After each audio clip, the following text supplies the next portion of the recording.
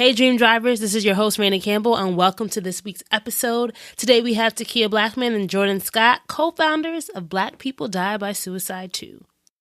Summer's here and you know staying hydrated should be one of your biggest priorities. That's why smart water is always on my list. As a busy mom and always on the go, I love how easy it is to hold smart water and how it is just the right accessory for my daily outfits. With days in mind that usually involve a lot of overthinking, smart water provides a refreshing change of pace and allows me not to have to think too much. Plus, the taste is great too. Smart water has this pure, crisp taste with added electrolytes and I love it. Life's full of choices. Smart water is a simple one. Visit drinksmartwater.com to learn more. When we as Black people are suicidal, there's often no safe place to put that. So we tend to deal with that by ourselves. Everyone say, don't give from an empty cup. No, don't give from your cup at all. Keep your cup overflowing and give from your overflow. So that's how I like to think about wellness, doing small things every single day that help you to feel well. What are the things that we can do? Because self-care is also preventative care. If we're doing small things every single day to help us stay well, then it's great. We got the vacation at every year or 6 months, however you do it, but really making sure that you're having small moments of wellness throughout your day. I would make sure that encourage people to think about that on their wellness journey. Hi, this is T-Kea Blackman. And this is Jordan Scott. And you're listening to Dreams and Drive.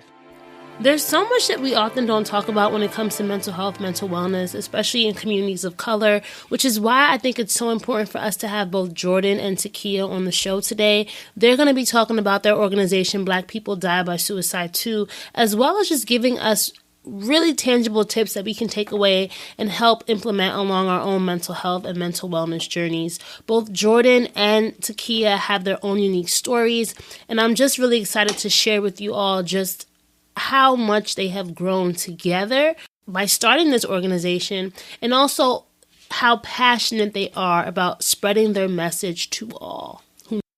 T-Kea is the executive director, co-founder, and board member of Black People Die by Suicide 2. She is a resilient suicide attempt survivor and has garnered recognition as a motivational speaker, mental wellness training consultant, author, health communications expert, and certified peer recovery specialist. And Jordan serves as a community outreach peer support manager, co-founder, and board member of Black People Die by Suicide 2. From an early age, she has had a desire to assist others in leading happy and productive lives, sparking her journey into mental health recovery. As always, make sure you're following us on social at Dreams and Drive and go to dreamsanddrive.com/join if you want to sign up for our weekly email newsletter. All right, let's get into this week's episode. Hey, Raina, I'm excited. You know, I'm a fan of the podcast. I'm an avid listener of Dreams and Drive. I listen when I'm running. I am a huge fan. I love the podcast, so I'm excited to be back. And I'm excited to meet you, Jordan, because this is our first time connecting. You know, T-Kea and I have T-Kea was our episode 209 guest, guys. So that was back in 2019. Lots of things have happened since then, and now we're bringing you and your co-founder Jordan on the show to talk about what you guys are up to. So this is going to be such a dope episode, and I hope like such a needed episode as well. Yeah, I'm really excited to be here. It's wonderful to meet you.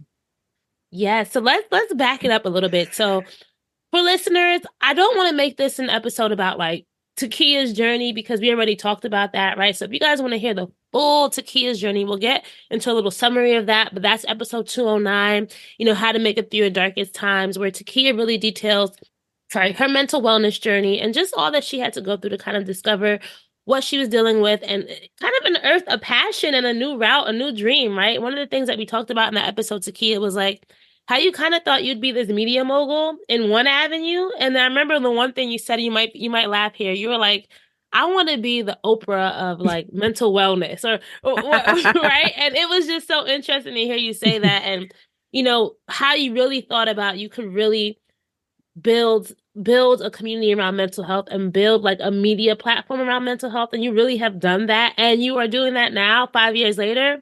So we're going to have to really dive into that today. I was just thinking as you said that, I was laughing and just kind of thinking because I remember I was talking to a former supervisor and she said the same thing that you said. She said, I asked you, where do you see yourself in 5 years? It must have been around that time. She said, you said, I'm going to be the Oprah of mental health. I'm going to find a way to merge mental health and media, and I am going to take over the world. And I said, I don't remember saying that, but that sounds like something I would say. So the fact that you said it. I am going to, yep, I have a note right here. Oprah mental health. I am going to have to like clip that into this interview. So you can, when you hear it, you can like hear yourself saying it. How has life changed for you since our first interview? I know that's a loaded question, right? Maybe give our listeners a little bit of where you were in 2019, and then we can kind of talk about the journey since then, right? And I love these follow-up episodes because I think it's just a reminder that, you know, life is ever changing, right? Life is ever pivoting. The dream driving journey doesn't have like any specific end date, you know, or even an end destination, because you probably wouldn't even have imagined all the things you're doing now in 2019, right? So take us through that, how life has changed for you since our first interview. Yeah, so when I first came on the podcast, I had the Fireflies Unite podcast with Kia, which was great. It was a mental health podcast. It had a great run, but I felt like the chapter was supposed to close.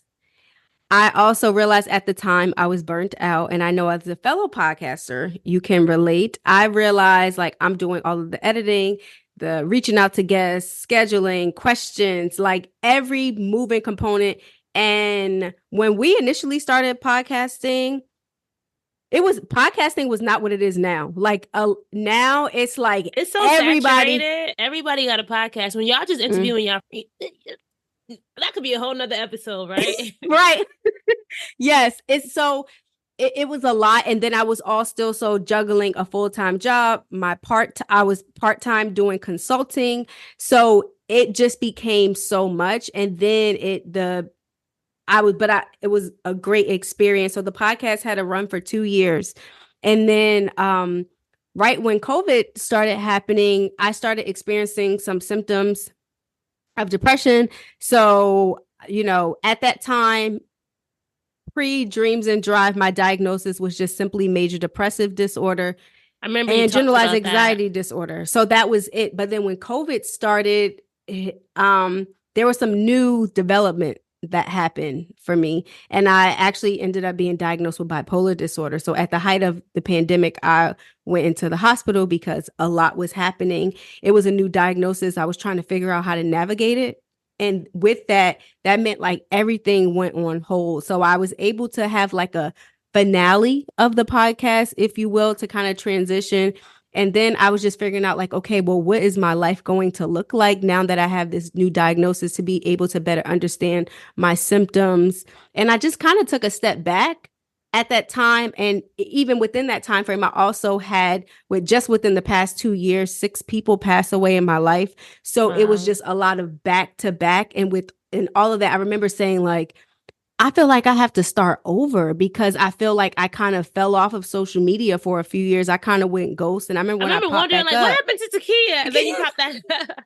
everyone's like, yeah. So I remember I just kind of, because life was lifing and I had to figure out, you know, grieving. Like one of the closest people that I lost was my sister.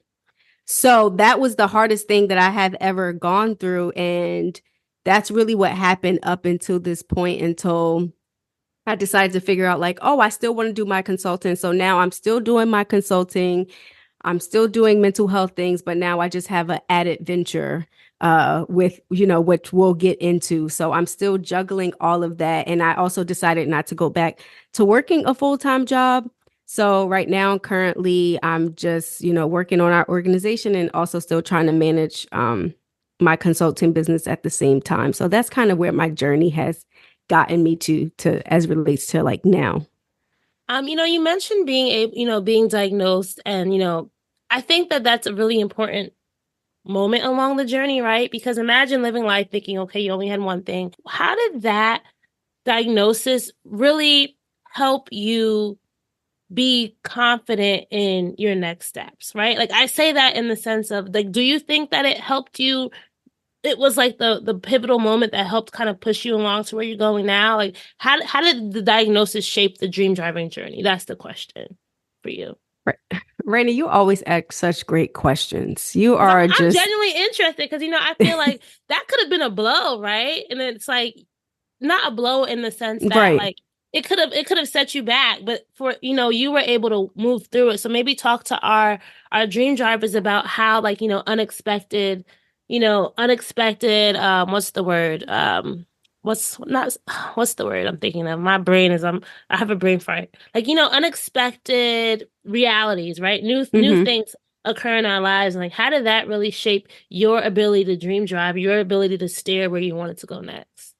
I think it gave me a better sense of understanding myself because I'm not my diagnosis. It's just something that I live with and it's something that I manage. But now I understand myself in the sense of like everybody's familiar, with not most people or many of us are familiar Maybe with, even give our listeners like what is bipolar disorder? Because I right. think a lot of us Yes. have these stereotypes of what we think it is, and we don't actually really know what it is. Right. Yes. So honestly, I'm still have my moments of coming to terms with it, but the thing when you think about bipolar disorder is simply polar opposites. So I do still experience depression. So depression is the low. Think of a roller coaster, if you will. That's the way I can kind of explain it. And when I'm low, of course, I'm low. I still have moments in my life, or have had moments in my life where I've struggled with suicidal ideation and all of that, even after Dreams and Drive in the past few years. Like I'm still learning to manage it. But the thing is with bipolar disorder, and there are different types, and we're not going to make this into a psychology 101 or 102 or whatever. But there are different types. But the overall gist is that many people, who live with the diagnosis, you experience depression and then you go up into what we call mania. In my case, it's hypomania, meaning in people who have full blown mania, they may not have any recollection of, I can't even get it out, recollection of what it is that they're doing. So for instance, they have risky behaviors such as maxing out their credit cards. Some people, it could be, driving really fast. Like there are tons of stories in the sense that where people, they just don't know what's happening because there's like this sense of euphoria. There's this sense of I can do anything. Like you feel like you're so creative. It's just like this height of the height where you're like, I am Superwoman or Superman and nothing's going to stop me. And you're just going, you're managing all of these different things. You're like doing all these projects, but then you're cleaning up and you're literally on like go. Now that is not my journey in the sense of I don't know what's going on. Mine is a bit of a lesser, a more milder version of mania, which is hypomania. And I tend to just do a lot where the thing is there's a reduced need for sleep. So I can go days sometimes with little to no sleep and I'm functioning as if I'm well rested, just Mm. going. Naturally, it's kind of hard to tell because overall I'm already goal oriented. I'm ambitious, like I'm a go getter. So it's a very fine line because the flip side to that is that when you come out of that mania state, you can easily drop into depression. So it's this constant up and down, kind of like roller coaster, if you will. And it made sense because I'm like, oh, I've had moments in my life where I've never like did anything risky where like I maxed out my credit card or did something that I don't remember. Cause I do know people who have the bipolar 1 diagnosis. Mine is 2. So it's just a Mm. milder form. But I do have moments where I'm not getting sleep and I'm just doing all of the things. Like and I remember in the hospital when they gave me the diagnosis, they told me that the time where I was writing my book and I was doing all these things that I was experiencing hypomania. And And you here just I had am, no idea, right? You just no thought like, oh, idea. I'm motivated. I got the energy, right? I'm doing all this stuff. They were like, you were like just going, but sometimes it's hard to tell because I'm already motivated and goal oriented. That's just a part of my personality. Yeah. But the key thing is, the two key things is, one, realizing, okay, I'm not sleeping and I still feel like I don't need rest. And there's this sense of euphoria, which is the key thing to realize, like, oh, okay, let's be mindful of this, because then when I dip into a, or fall into a depressive state, and then oftentimes feeling suicidal. So it's trying to find that, manage it to make sure I'm at a baseline. As it shifted, or as it relates to my dream driving journey, I think now I'm just more aware of it and I know how to manage it. And also realizing not just how it impacts me, but how it also impacts people in my support system. This week's episode of Dreams and Drive is brought to you by Smart Water. So this summer, I have a lot of goals, and getting out and staying active is number one. But if you want to be active, you got to stay hydrated, and that's where Smart Water comes in.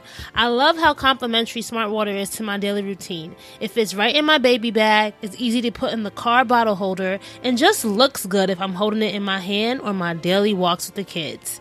When it comes to living my life, there's a lot to overthink. What's for lunch? Who's getting the kids? Who do I need to reach out to for interviews? What's for dinner?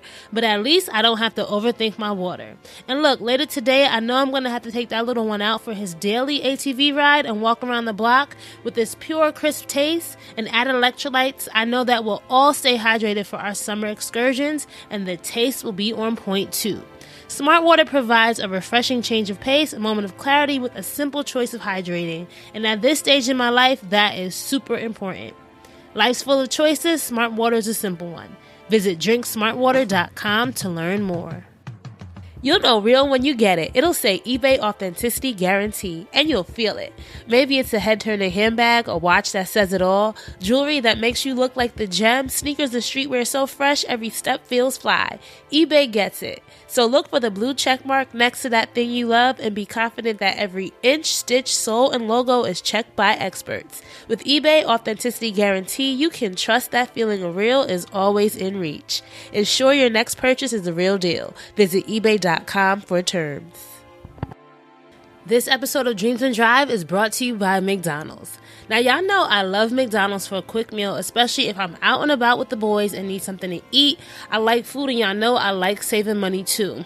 Did you know that you can save money with deals in the McDonald's app every single day? Yeah, you heard that right. There's a deal every day in the app. So if you are an avid McDonald's goer like me, you'll find the best value for your buck by using the app.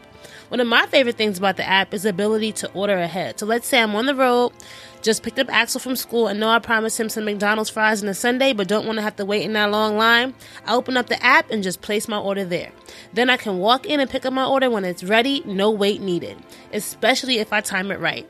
And I love that you can also get a bunch of deals in the app as well. I just logged in and can get a free Big Mac with a minimum purchase of $1. But check it every day because the deals are always changing. Plus, make sure to share your birthday so McDonald's can celebrate with you with something special. Dream drivers save money with the McDonald's app. Nope, you must opt into rewards. Thank you for sharing it. And I think, there are a lot of people who might be listening who might be in similar situations, right? And navigating coming to terms with like new realities in their life, and then just figuring out how do they kind of adjust, right? But we know we have Jordan here. I want to make sure we get Jordan to speak, right?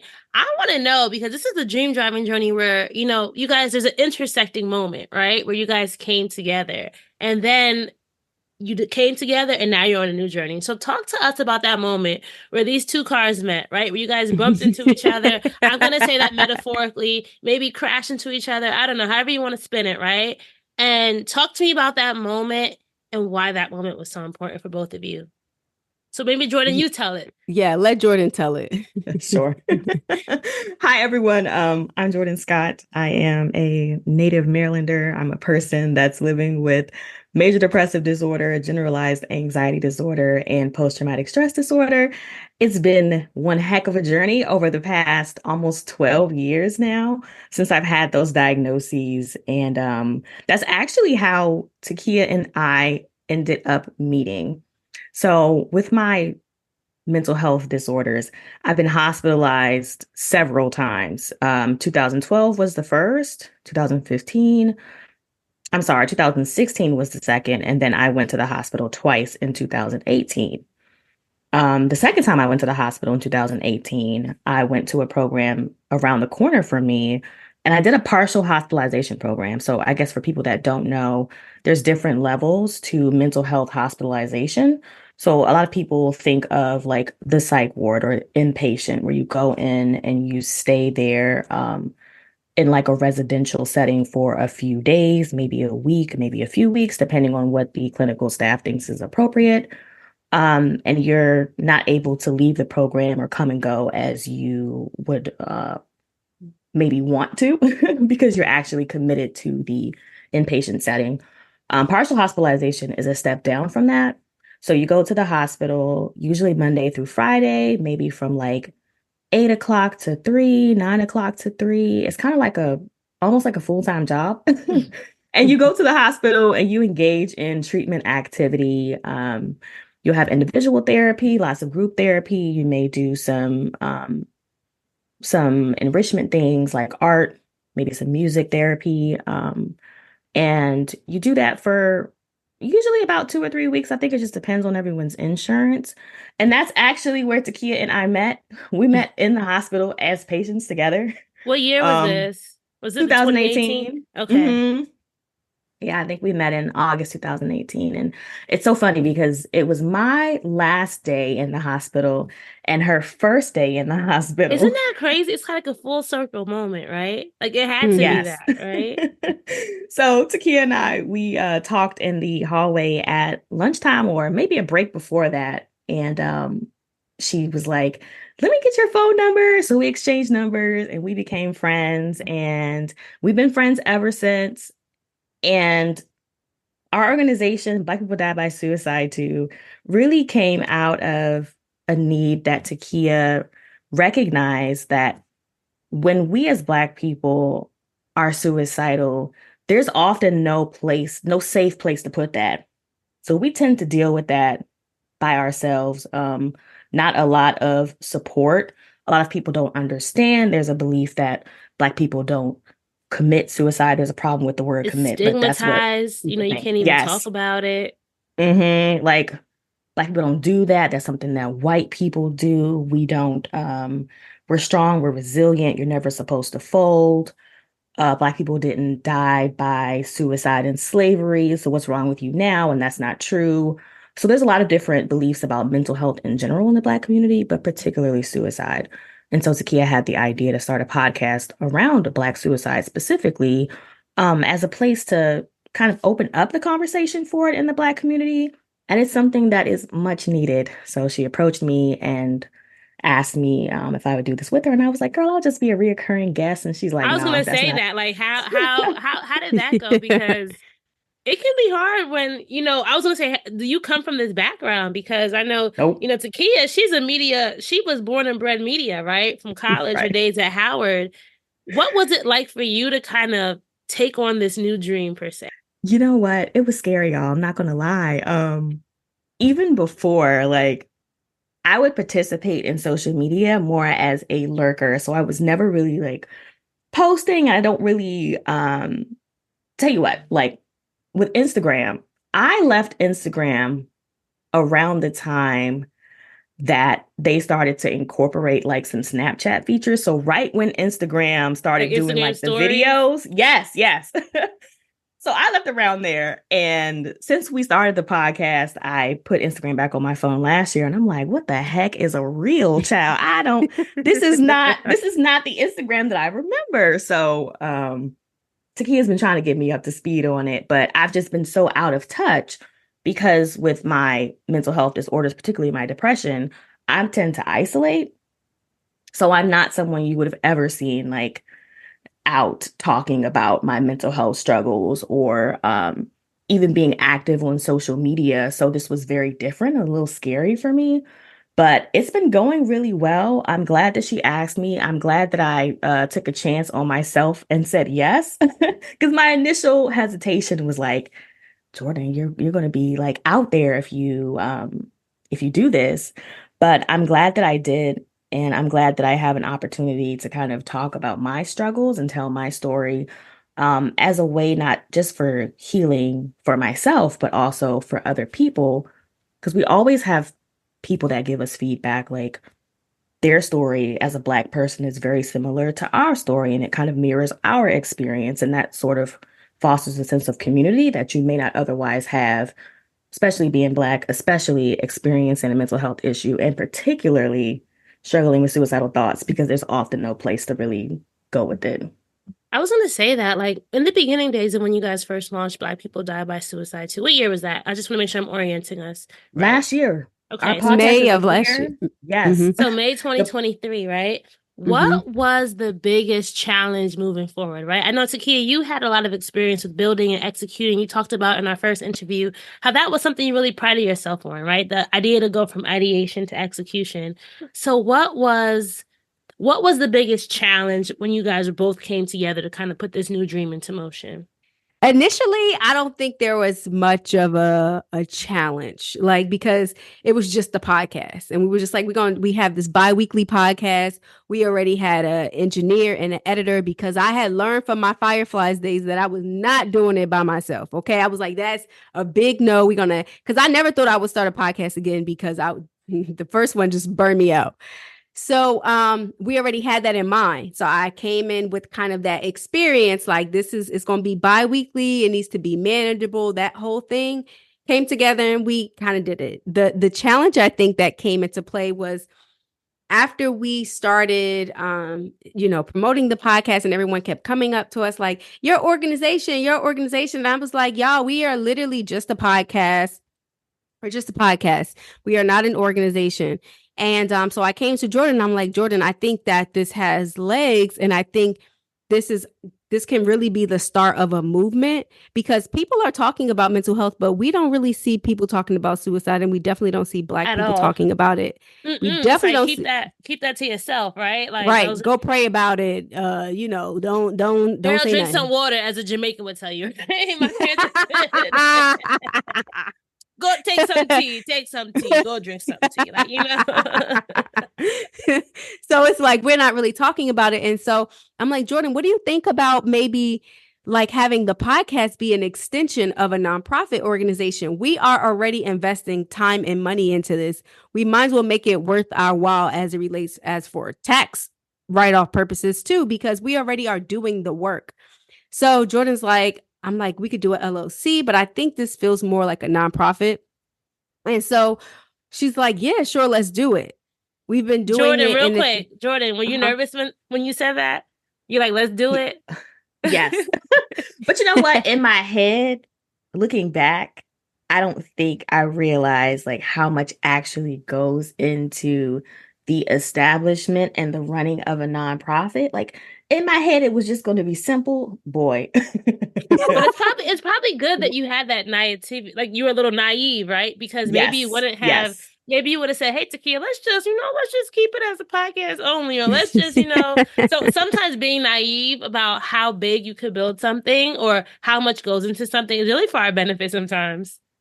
Yes, because if I would have known, I probably would have been like, oh no, T-Kea, let's just do the LLC. But I'm glad that we did it. And I wouldn't say this was necessarily a challenge for our organization.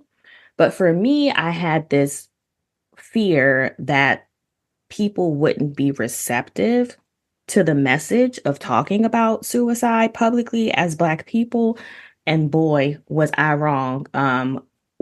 We've had so many people approach us like, I've experienced suicidal ideation. I've attempted to die by suicide.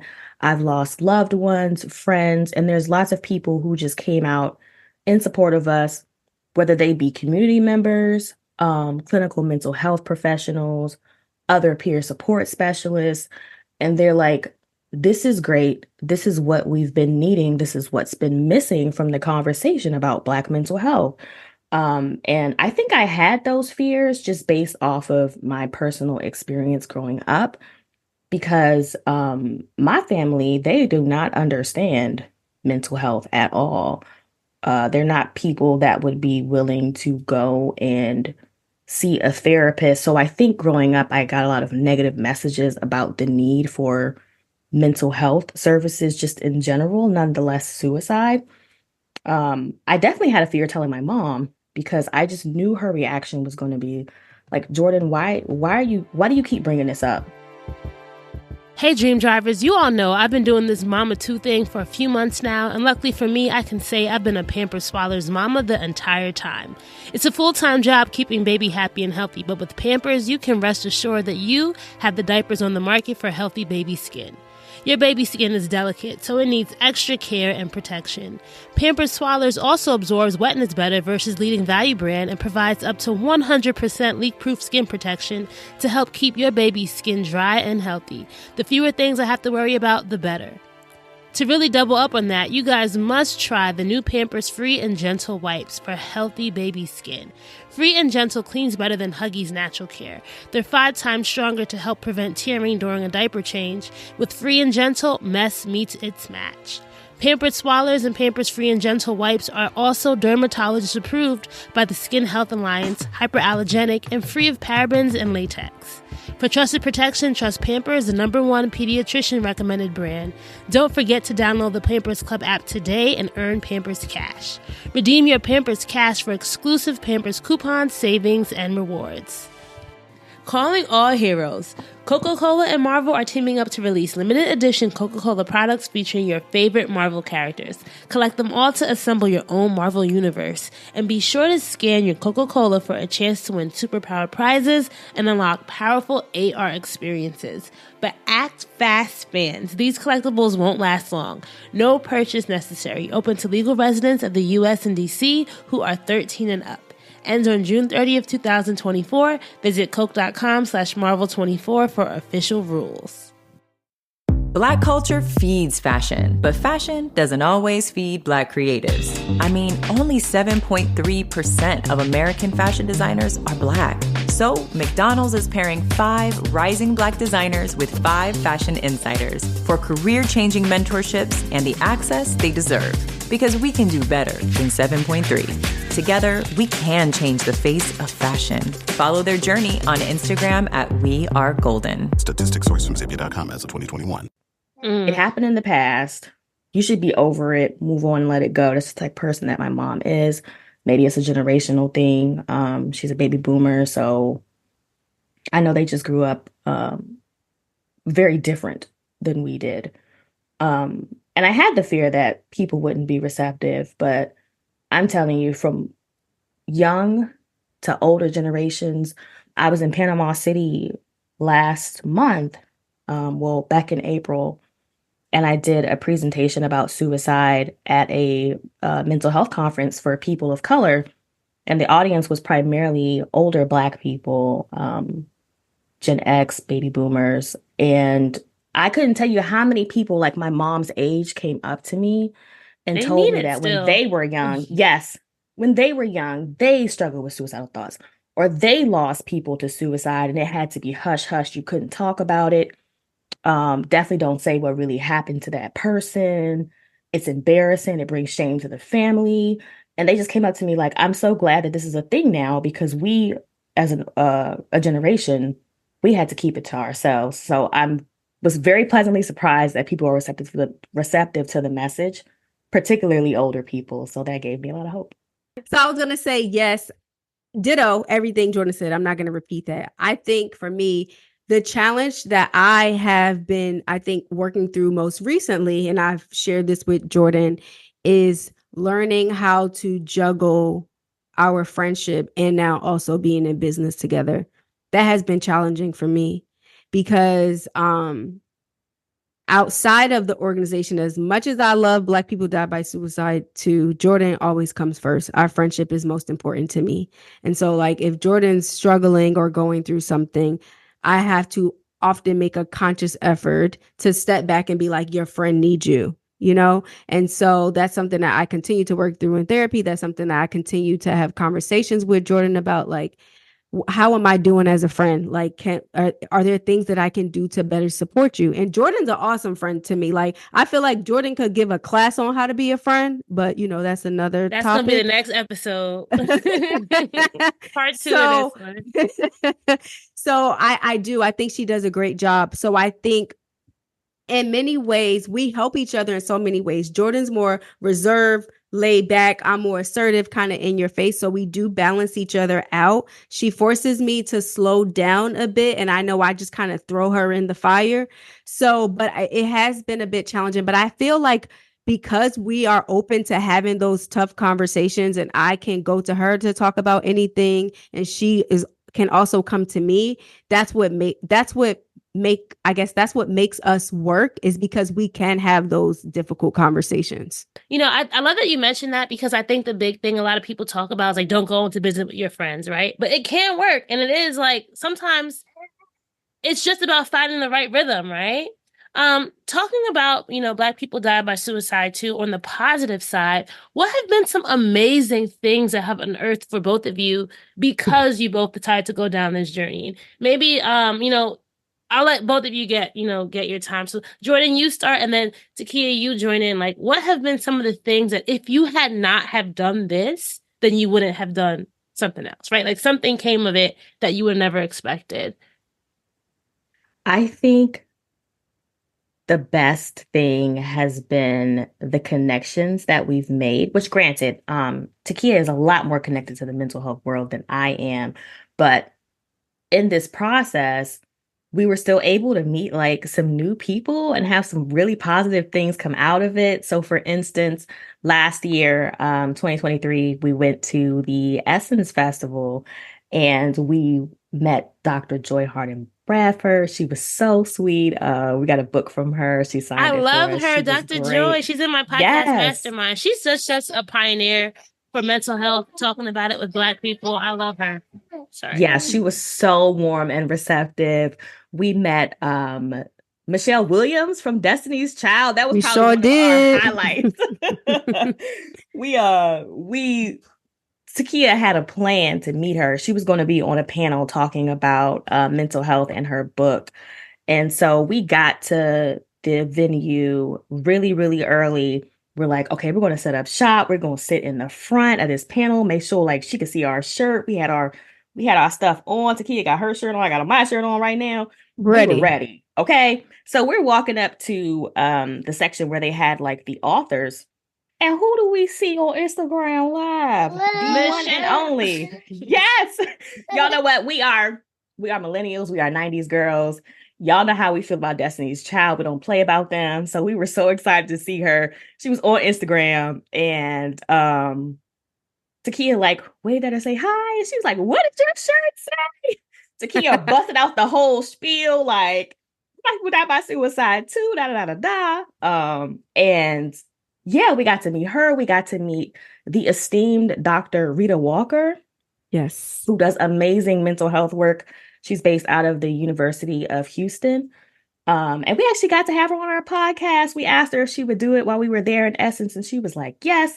So we interviewed her for our podcast. So a lot of connections that we made have led to other opportunities and having guests on our podcast. We're gonna get Michelle Williams, y'all. We're gonna get her. We're gonna get her. Speak it. Yes. Speak it, right? She said she would do it. It's just Yes. trying to coordinate with her schedule, but she said that she would do it. person, tag her in some stuff on Instagram, make sure she remembers you. But the mission aligns, especially with her, stuff that she's been through. So yeah, it's been great to see like so many Black people, young, old, and in between, that are doing amazing work in mental health. And that gives me a lot of hope for people, especially young people that are coming up and struggling with their mental health. I feel like they're going to have a lot of folks to look up to that will be positive, both, male, female, everyone in between. It's a great time to be tapped into mental health, especially with social media. I have a question about that because, I know, T-Kea, when we spoke in 2019, I just felt like the whole social media landscape, like you said, was different, right? And thinking about where we are in the mental health conversation in 2024, where do you think there's still so much space for improvement? Or where do you think people are still struggling to find community? I know you guys have your organization, but is there an area that you think we still really need to talk more about when it comes to the topic of mental health? Suicide. That's exactly what it is, because We just don't. It's like, and I talk about this to Jordan all the time. Like, I'm glad that we're talking about mental health. In a way, I'm glad in air quotes that COVID happened because it pushed the mental health conversation to the forefront. Because when I was talking about mental health, people was initially before COVID was still not really talking about it. So definitely, but I want us to, I feel like what's also missing is adding other diagnoses to that conversation, like how we talked about bipolar disorder. I feel like depression and anxiety gets all of the limelight, and there are so many other diagnoses, schizoaffective disorder, schizophrenia. There are so many other diagnoses that people just aren't privy to.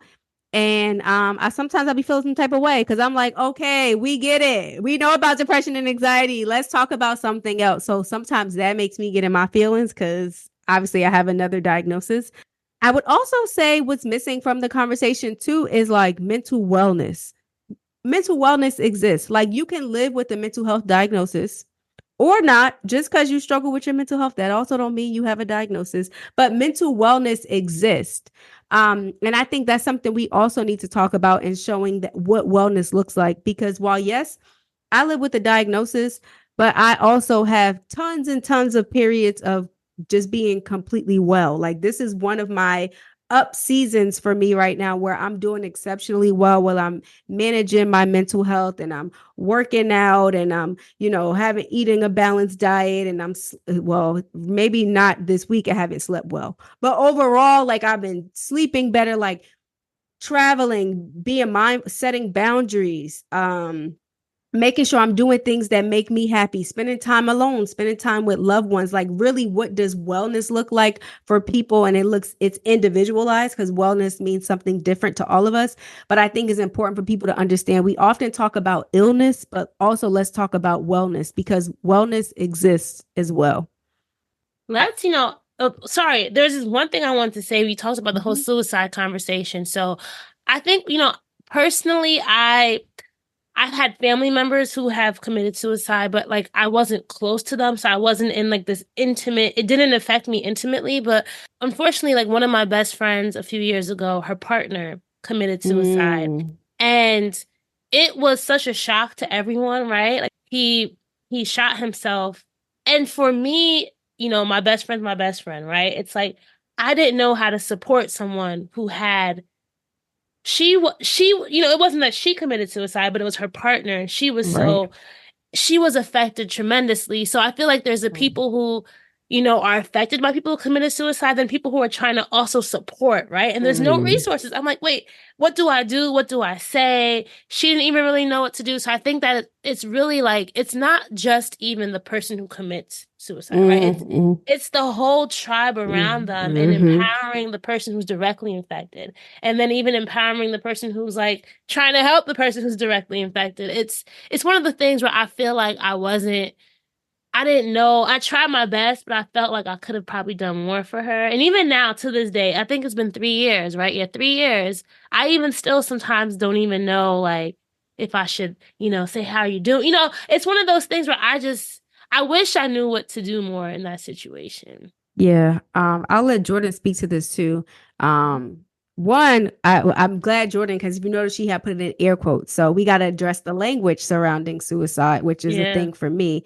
So if you notice, our organization specifically says die by suicide versus committed suicide. Okay. And the reason why we work and the reason why just people anybody in the mental health field, we're working to pull away from that language because for so long, suicide and still in some countries is considered a crime and it does criminalize mental health. I think up until I can't remember exactly, it was 1960 or 70s where it was no longer considered a crime in certain states in America. But when we also think about commit, it's like commit a crime or commit a sin. It places wrongdoing on the individual. We wouldn't say that people with diabetes or asthma or cancer was committed to their death. So it's not that people with mental health challenges that we're committed to our death. Is that we have something going on psychologically or emotionally that's influencing the way that we think, that's influencing the way we feel, and then impacts our behavior. And so we just want to make sure that we give that same level of compassion to a loved one who die from cancer, because we would just say, oh, they're in a better place. They're, they're resting, they're at peace, they're no longer in pain. Well, the people who are struggling mentally, they are also no longer in pain. And so that's why we just want to give that same level of grace and compassion across the board, whether someone has a physical health diagnosis or mental health. So that's why we say died by suicide versus committed. Thank you for educating us there, because I didn't even really when I say it's just something I've always heard, right? And it's also funny too, because my friend also is a really big Christian, and so for the topic was taboo. It's always like you're trying to figure out, how did the person die, right? You know how how the what do you call those things? Not the eulogies, but the obituary. Yeah, you're like, so what happened? Or even when you find out, no one ever says like what actually happened, then you always just assume. It's so important. It's just the conversation. I think even like within I know when we talked in 2019, T-Kea, you talked about faith, right? And how that was really you had some different, okay. I'm looking at your face. Is it still something that you're trying to figure out your relationship with faith now and this topic? Yeah. Before I answer that question, I would also like Jordan to speak to, because you talked about Raina. I wasn't really sure how to support her. And if there's someone who is listening, like, okay, how do I be a support to a friend who may be struggling, or maybe that friend has a direct connection to someone they lost to suicide? So maybe you can provide some insight. No, I'm thinking, I was like, Jordan, you could provide some insight on that, and just letting people know it's either attempted suicide, died by suicide. Just let's not use the word commit. But Jordan, can you maybe speak to that? Yeah, I think one of the best ways to figure out how to support people who have either who've had someone that's passed away from suicide, it really is a lot about education. Like you were saying, there's a lot of stigma and sort of taboo around the idea that someone's died by suicide. Myself, I had a cousin who passed away from suicide. And up until maybe 2021, I was always told he died in a car accident. I have a cousin like that too. What happened? Yes. He got shot, and then he shot himself, right? Yes. People are afraid to, I guess, bring it up when there is someone who's struggling because they lost someone close to them by way of suicide. And I think one of the best things you can do to support them is ask them what kind of help they need. T-Kea and I, we do this all the time. It's something that we practice often. They may not know what they need, but if you ask them, like, don't be afraid to ask them how they're doing. Is it ever triggering? Like, I sometimes wonder, she's never brought it up, right? Mm-hmm. Would it be triggering for me to say, hey, have you thought about it? You know what I mean? Has she thought about ending her life? No, has she thought about him, right? Like, I sometimes don't know how to have that conversation. I would say don't be afraid to ask her about it, because you may just be opening up an opportunity for her to actually talk about it, which maybe that's something that would be helpful for her. I think if some people aren't ready to talk, there's other ways that you can support them. So for instance, with T-Kea and I, she needs people to be there for her physically. So if she's not doing well or she's struggling with suicidal ideation, I've gone up to her apartment and I'll just sit with her. That's support for her. Or I'll go pick up some groceries for her. So there's lots of ways that you can support people, even outside of having a conversation with them, if that's something that they're not ready to do yet. But I think giving somebody an opportunity to talk about their experience with suicide, a lot of times we find relief because we hold it in, even if it's someone that's died from suicide that's close to us. It's still giving us an opportunity to actually express how we feel.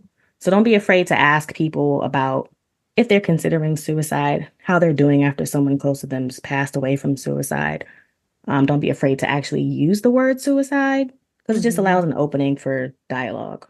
So I would also add to that to say, like, for instance, with your friend saying, I know this, you lost your husband, and it was very tragic. I just want to let you know that I've been thinking about you. I haven't really been sure how to have the conversation because I know it's really hard, but I'm also just letting you know if you would like to talk about it, if you are in a space to listen, say I'm open to listening, but I also want to respect your privacy. If you're not ready to talk about it, that's okay too. But I just want to let you know that you're not alone and I'm actually would like to be of a support to you.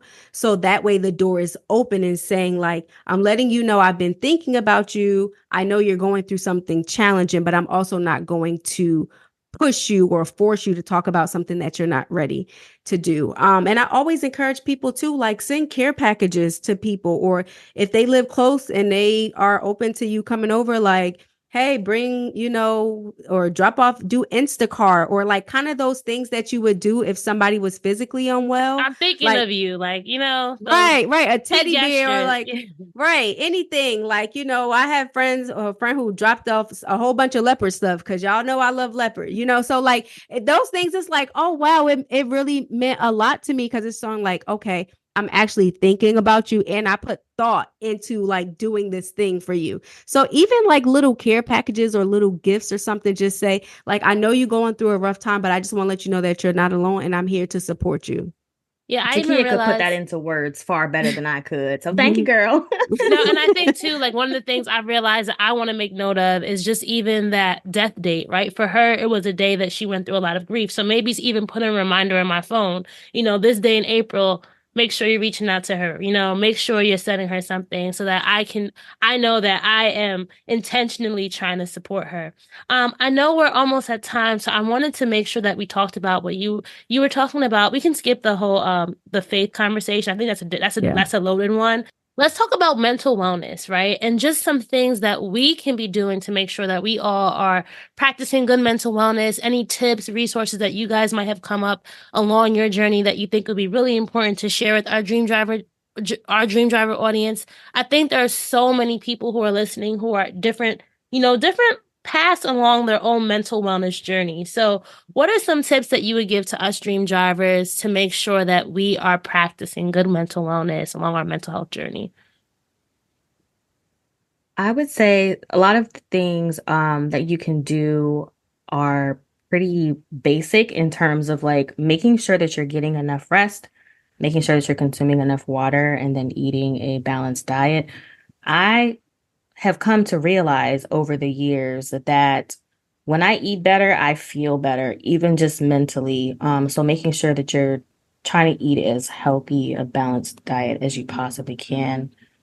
Definitely staying hydrated. And if you can, get some physical activity. For me, one of the best tools that I use to help boost my mood is just going outside and being in the sun. Doesn't have to be something complicated. I know we think of like self-care being something very extravagant and expensive, but there are some simple things that you can do to contribute to your mental wellness. Yeah. I of course ditto all of that.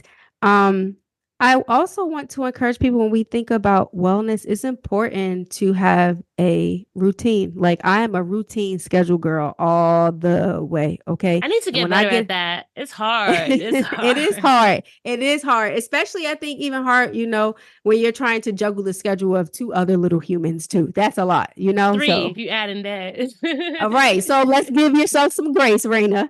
Um, but I think that has been vital for my mental health. So I would share a resource of is there something called WRAP, which is Wellness Recovery Action Plan, is a wellness plan. They have a free app that you can use. I'm also a facilitator to teach it, but it teaches you like what does wellness look like for you? What do you look like when you're not well? What do you look like when you're doing well? What are the small things that you need to do every single day to stay well? What are the things you need to do sometimes to stay well? And so for me, like my routine really does help me stay on track. So everyone knows I'm going to bed because I got to get up at 4 so I can get to that 5 a.m. workout class. So they already know phone going on do not disturb at 7:30. So I'm most likely not going to respond. So a part of wellness is having boundaries as Ooh, well.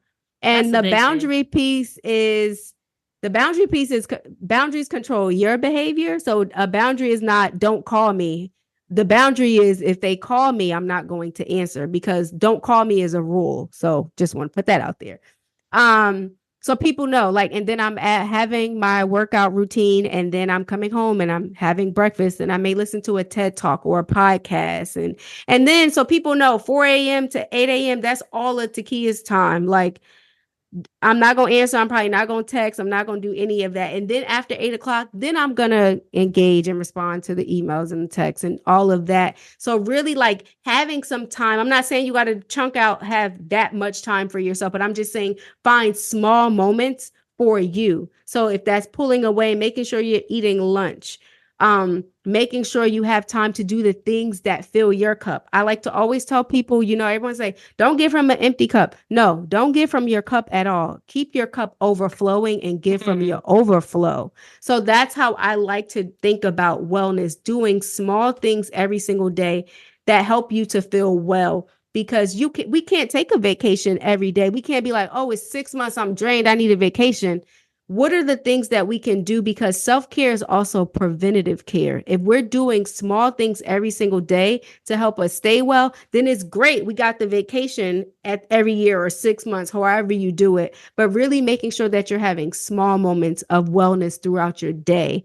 I would make sure that encourage people to think about that on their wellness journey, and not just the spa or getting your nails and your hair done, because those stuff is great. Don't get me wrong. I like getting my nails stuff done too. But if you're so busy focusing on the external and you're not focusing on the internal, then what good is that? Because you can have your nails done, and when you get back from the spa or when you get back from vacation, depression's still going to meet you. So you have to do those things every single day in order to stay well. Thank you for sharing that. And it's just a reminder to me too. I know a lot of our listeners are, parents or caregivers in some capacity. And it can be so overwhelming. Like, even with just like, even scheduling this podcast, I was telling you both how it's just been such, like, so many things have been happening. But I know for me, like, even taking this time to just be able to do something I'm passionate about as a form of mental wellness for me, where it's like, it's energizing me, it's refueling me. So making sure that I am carving out that time. So just thank you for that reminder. It's tough, but it's something that's a daily we have to. As we wind down, I would love to know from both of you, what are you both excited about when it comes to your own journeys and the journey of Black people die by suicide too? That's a good one. Like, that's a good one. What am I excited yourself? about? Okay, let's do yourself. What are you most excited about? So I could answer both, but I think for myself, I'm excited about continuing my speaking career, just like being on the speaking circuit. I've been seeing you on Instagram. Like, she's everywhere now. She's on stages. She got these pretty dresses. I love it. So I love public speaking. I'm a pageant girl. I know you a Jersey girl too. I did. Thank you. And so it's like I started doing pageants in Jersey at 8 years old. So like I've been groomed for this. And so I just want to continue my speaking career and continue to build. Even just my career outside of the organization is important to me.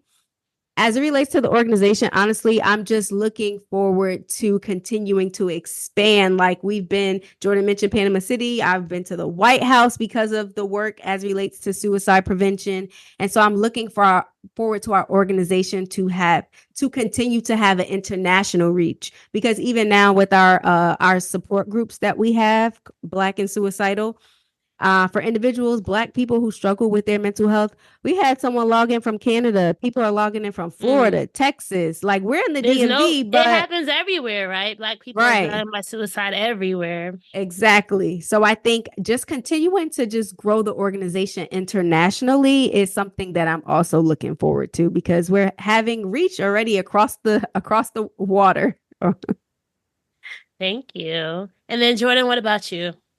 I think for me, I'm excited about embarking onto a new journey with therapy. I'm actually starting with a new therapist, which I'm really excited about. And I'm going really to get help with a new diagnosis of ADHD. I'm realizing that that's played a huge role in a lot of my personal struggles. into adulthood, and I'm excited about learning how to navigate and how to manage that. So I'm embarking in something new, y'all. Pray for me. I met my new therapist yesterday, though, and it went really, really well. So I'm excited about being able to take care of myself and learn more things about myself. And as far as the organization, I think I'm excited about, like T-Kea said, expansion, and particularly getting out there and doing lots of things for our own community. We are in a very diverse area here in the DMV. I live in Prince George's County. We are very, very, very Black county. So I'm excited about we're doing some stuff with like the school system next month. So I'm excited to really take our information and our knowledge and be able to help people like here in the DMV with different programs or speaking engagements, teaching people. It feels good to give back to the place that raised me up. I was gonna say, like, you can only imagine 5 years from now, right? When y'all back on the show, right? Hopefully, Dreams and Dry. Well, it will still be around, right? Maybe yes, it will be. We'll have more updates to share just about how this organization has grown and has just impacted so many more people. I want to do our lightning round, our keys to success, but I want to make this. I'm excited. I want to make this like mental health or mental wellness focus, right? Because I think that there may be people listening who may be scared to start the journey, may be scared to get help, may not know what's going on with them and don't know what to do. So for each of you, I would love for you to share 3 things or 3 resources that you think every dream driver who is on a mental health, mental wellness journey, everything you need in your toolkit before you hit that road. Oof. 3 keys, right? Or 3 things you want to say to that person who's listening and who's just like, I don't know what to do, or I don't know where to start. Or do I need to do anything, right? I think the first thing would be to acknowledge and being honest with yourself, okay, that I'm not feeling well, something is off. Even if you don't know exactly what it is. We kind of know internally when we check in, like, I don't feel like myself. This don't feel right. And then saying, okay, well, where can I go to get the support that I need? Yes, therapy is great, but it doesn't always have to be therapy because wellness is, it's just not therapy. So really asking, what is it that you need? Maybe it is scheduling that appointment with your primary care physician that you haven't done. Maybe it is, reaching out to a friend to say, hey, somebody that you trust. Hey, I haven't really been doing well. I'm trying to get some support. Can you maybe help me explore what that might look like? If it should be therapy, there are tons of resources. We have a resource page on our website where people can go to try to look for therapists. I'll link to it in the show notes for everyone. Okay. And then of course, tapping into those resources if you feel as though you need a therapist. But then also community. And I know we often talk about like community, whether it's social media but also realizing that there are a lot of people who don't have a community and they have to build it, which also takes work and energy. So I would also encourage people to use the free support groups. So there's the National Alliance on Mental Illness. They're a national organization. So if you go to NAMI.org, you can click the closest chapter in your area, and they have a lot of times in-person and virtual support groups. You can do the Depression Bipolar Support Alliance. They also have chapters all over the country.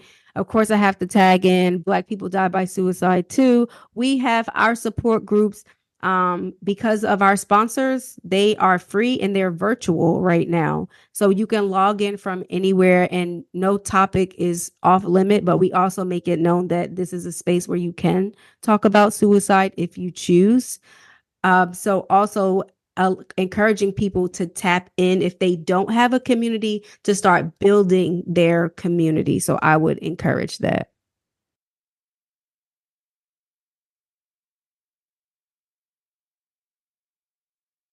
My microphone. I would say don't be afraid to try something new. As someone who is very shy, very introverted, don't be afraid to put yourself out there. I'm learning that. I'm really glad that I did because I've met some amazing people. And in turn, I've expanded my support system, which is always great. Definitely, like T-Kea said, make sure that you're caring for yourself because you have to be well if you want to help other people. It's kind of like you're on a plane, the oxygen bag comes down, you have to make sure that you're good before you're able to help others. And I think if you're interested in starting a nonprofit or a podcast or anything, you'll be surprised how many people will support you.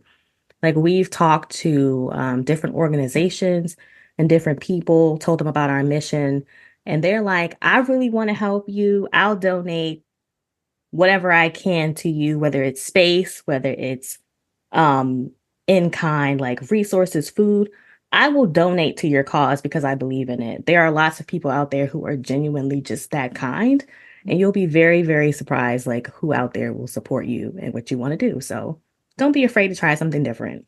Yes, and I love, stretching yourself. I was you just know, saying to Jordan, because Jordan has been stretching herself, and I just want to I was say gonna that. say that it's like you accepted, like, you know, it's kind of like they call it like the hero's call, right? Or like someone saying, "Come along on this journey." You could say, "Hey, T-Kea, do that by yourself," right? But you said, "Okay, I'll try it out," and just look what has come from it. So there might be dreams within you that you don't even know, dreams that you can be putting into motion just because you're allowing the influence of someone that you love and you trust to really, you know, spark that fire within you. So this is an example of that, at least from my perspective, right? Hearing you guys come together and just seeing just how much energy and just how much, you know, mutual admiration you guys have for each other.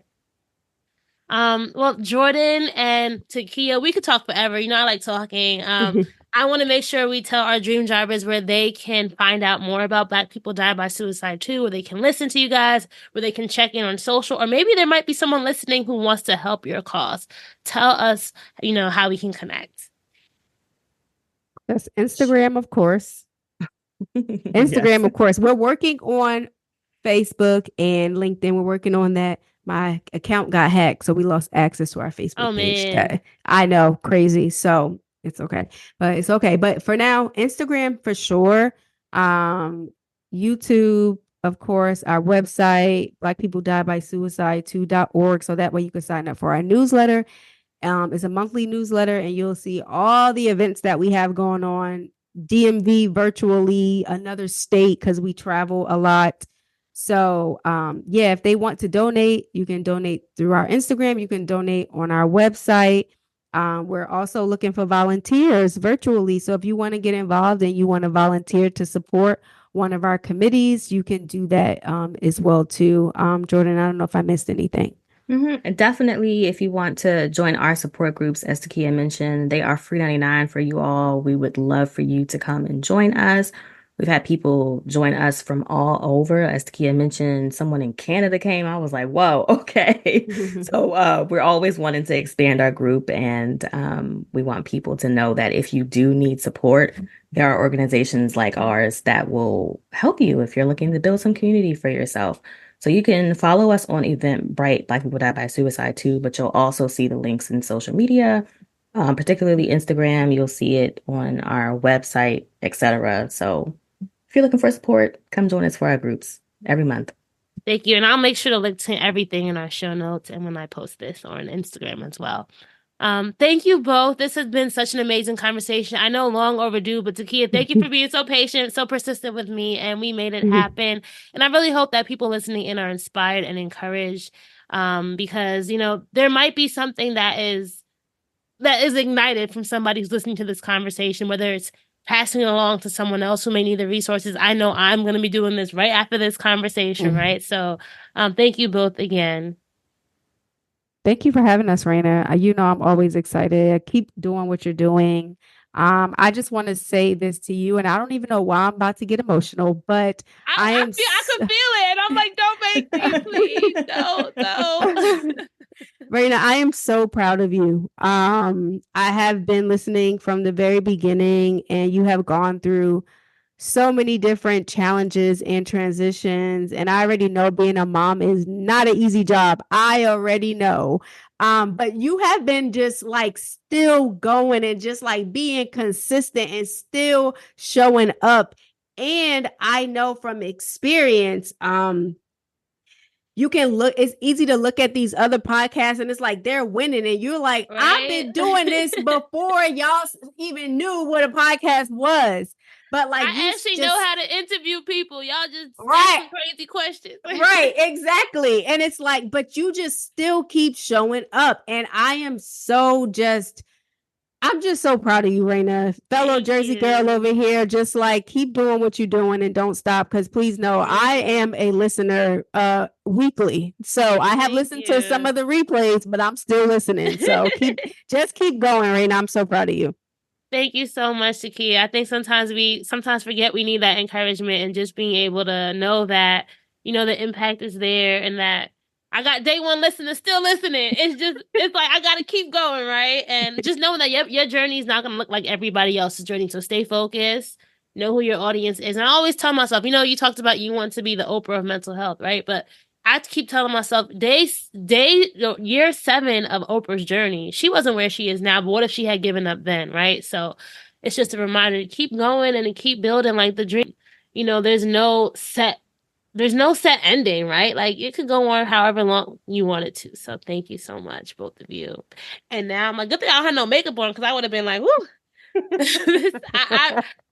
Sometimes you don't get how you don't get the flowers sometimes, and it's just like hearing it in person, seeing you say it, I really do appreciate it. So thank you so much, T-Kea. Absolutely. All right, so that's the wrap for this episode of Dreams and Drive. I hope you enjoyed our guest's dream driving journey as well as listening to their keys to success. If you love this episode, you know what to do. Please make sure that you are following us. We are at Dreams and Drive across social media on Facebook, Twitter, and Instagram. So make sure you're sharing this episode, posting it to your Instagram stories, texting it to a friend, sharing on LinkedIn, wherever you are or online. Just pay this forward and share this with somebody. We really appreciate it. And all the sharing that you do helps us grow our community. If you want to join our email newsletter, The Keys, and get weekly updates delivered to your inbox, just go to dreamsanddrive.com/join. That's dreamsanddrive.com/join. And lastly, if you know somebody who would be great for this show, or if you are someone who would be great for this show, please go to dreamsanddrive.com/pitch. I'm always accepting new guests. I'm always accepting new pitches. So I love to see those pitch requests coming in. Keep dreaming, keep driving, and we'll chat again in the next episode. Bye, guys.